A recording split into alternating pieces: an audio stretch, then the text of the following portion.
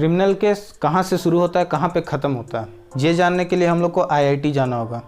IIT वो नहीं जहाँ पे इंजीनियर्स बनते हैं, हम लोग लीगल बनते हैं यार। हम लोग आईआईटी का मतलब समझते हैं इन्वेस्टिगेशन, इंक्वायरी और ट्रायल। तो इन्वेस्टिगेशन, इंक्वायरी, ट्रायल, यही तीन चीज़ होता है कोई भी क्रिमिनल प्रोसेस में। कोई भी केस जब चलता है तो हम लोग ये तीनों के बारे में सीखेंगे। और इस वीडियो से आपको एक चीज़ और सीखने मिलेगी, इन तीनों के बीच का डिफरेंस, और वो बहुत इंपॉर्टेंट है क्योंकि लोग अक्सर कंफ्यूज करते हैं इन चीज़ों पे। तो वीडियो में एंड तक बने रहना। तो एग्जाम्पल से समझना बहुत ही अच्छा होता है, आसान हो जाता है। तो एक एग्जाम्पल ले लेते हैं। मान लो ए ने बी का मर्डर कर दिया। वहाँ पे एक आई विटनेस था, उसने सब चीज़ देख लिया। जब वो वहाँ पे जाता है पुलिस वालों के पास में, एफआईआर लिखवा देता है। फिर पुलिस क्या करती है, उस पर इन्वेस्टिगेट करती है। इन्वेस्टिगेशन में क्या होता है, कलेक्शन होता है एविडेंस का। आपका वहाँ पे किसी को बुलाया जाएगा, पुलिस स्टेशन आओ, आके गवाही दो, वगैरह वगैरह, यही सब होगा। तो वो इन्वेस्टिगेशन कहलाता है। इन्वेस्टिगेशन में क्या, जाँच पड़ताल, यही सब करते लोग। तो उसके बाद इन्वेस्टिगेशन करेगा कौन, इन्वेस्टिगेशन हमेशा आईओ करते हैं, यानी कि इन्वेस्टिगेटिंग ऑफिसर। इन्वेस्टिगेटिंग ऑफिसर हर केस में अलग अलग होते हैं, अपॉइंट हो जाते हैं। तो जिसका भी केस रहता है उनको पता रहता है कि उनका आईओ कौन है। उसके बाद वो लोग सब इन्वेस्टिगेट कर रहे हैं, एविडेंस जुटा रहे हैं, वो पुलिस का काम है। तो वहाँ पे इन्वेस्टिगेशन होती है। ज़रूरी नहीं है पुलिस हो, कहीं पे सीबीआई हो गई तो वहाँ पे सीबीआई होगी।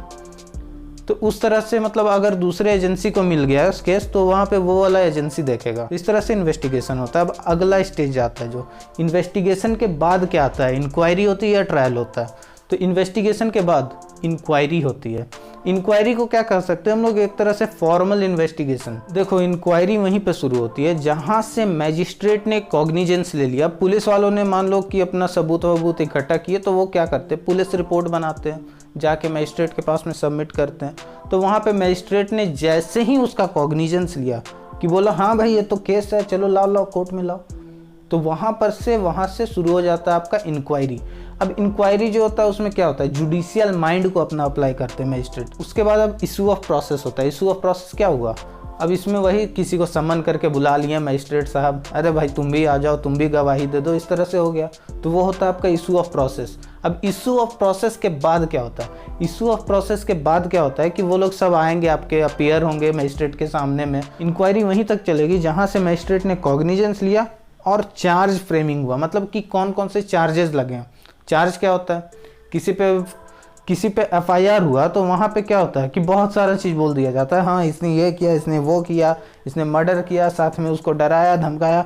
बट जहाँ पे मैजिस्ट्रेट अपना जुडिशियल माइंड लगाते हैं, इंक्वायरी इसीलिए तो ज़रूरी है। इंक्वायरी जब मैजिस्ट्रेट कर लेते हैं उसके बाद में फ्रेमिंग ऑफ चार्जेस होता है। उसके बाद चार्ज लगते हैं, हाँ इसने सही में कौन कौन सा क्राइम किया था जिसके ऊपर पे ट्रायल होगा। अब उसने कुछ वैसा काम किया ही नहीं था, लोग ऐसे ही झूठ मूठ का लिखवा के आ गए। गुस्से में बहुत बार लिखवा देते लोग कि हाँ चल क्रिमिनल और फंस, तो उस जगह पर उसको दिक्कत ना हो जाए। क्योंकि देखो जस्टिस सेम होना चाहिए ना, जो भी क्रिमिनल भी है अगर उसने भी कुछ किया, उसने नहीं किया तो उसके लिए तो उसको सज़ा नहीं दोगे। तो वो सब इंक्वायरी के स्टेज में ही छांट लिया जाता है कि हाँ भाई इस चीज़ पे होगा।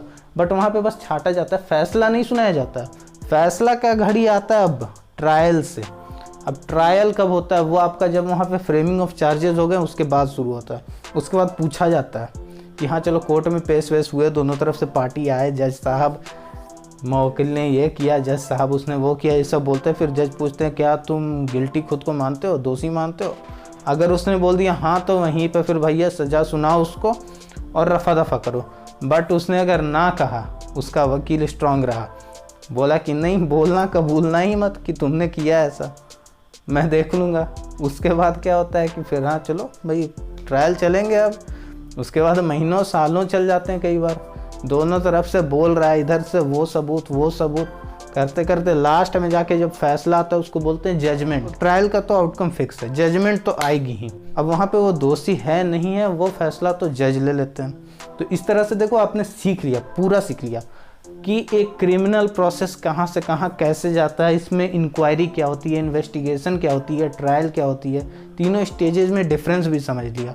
अब अगर कोई आपसे पूछ दे कि इंक्वायरी इन्वेस्टिगेशन में अंतर क्या है, क्या पुलिस इंक्वायरी कर रही थी, इन्वेस्टिगेशन कर रही थी, तो आप बोलोगे इन्वेस्टिगेशन कर रही थी पुलिस। इंक्वायरी कौन कर रहा था, जब वो मजिस्ट्रेट के पास गया, मजिस्ट्रेट ने सब लोगों को बुलाया, चार्ज फ्रेम किया, तब तक उसका हो रहा था क्या, इंक्वायरी। ट्रायल कब हो रहा था, ट्रायल जब इंक्वायरी हो गया, फ्रेमिंग ऑफ चार्जेस हो गए हैं और जब वहाँ पे जजमेंट सुनाया गया, उसके बीच के प्रोसेस को बोलते हैं। कई बार होता है कि देखो इन्वेस्टिगेशन नहीं हुई, इंक्वायरी फिर ट्रायल हुई, इस तरह की चीज़ें भी होती है। कई बार बीच में भी ऑर्डर दिया जाता है कि हाँ पुलिस से कुछ गलती रहेगी, कुछ पार्ट छूट गया तो चलो भाई इस चीज़ का इन्वेस्टिगेशन कर लो, स्पेशल ऑर्डर्स मिलते हैं। तो वो सब एक अलग ही टॉपिक है, उसको किसी और वीडियो में कवर करेंगे। बट अभी आप लोगों ने बेसिक सीख लिया होगा। अगर वीडियो पसंद आया, यहाँ तक रुके हो तो सब्सक्राइब किए बिना मत जाना। वीडियो को लाइक ज़रूर कर देना, कमेंट करके ज़रूर बताना कि आपको वीडियो कैसा लगा।